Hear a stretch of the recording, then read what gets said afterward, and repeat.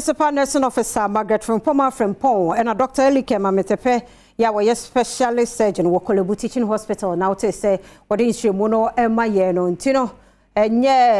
yibia na ekoko uhunu sa apeko hospital na yen checking fam mawo yademo ekwa amonyo nsemo na NDC kuo baba ko ani din ede John Quason dodo na nim no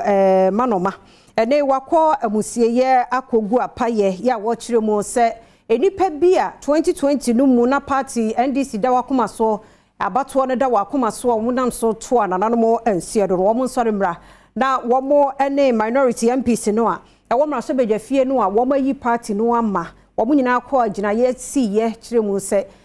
mpanifo bia ban na pa wo ne wonyi wontum so wasi akire age wo atumo no wo mra no beka bibi nkire won emu nkire mu Adom Kasee eto so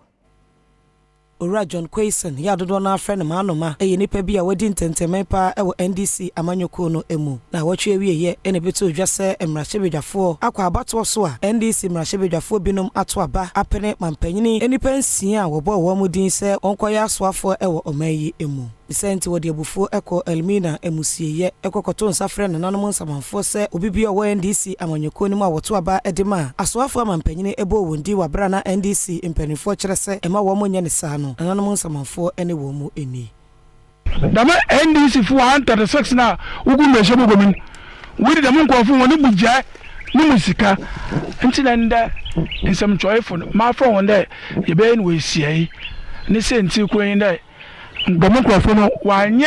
Ghana ndi niye na wanye ndi susu wanfene ndi niye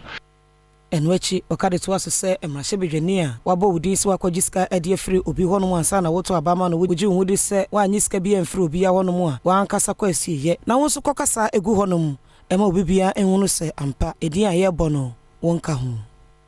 entimesla embidalu fida no kono embidalu fida no kono wanka jadem do no okay jire no so friends am joyful okay the word work akaji skande man kwa akaji bi amemo kwa amagana fu ehun dai oya no kwade wan kwa akaji bi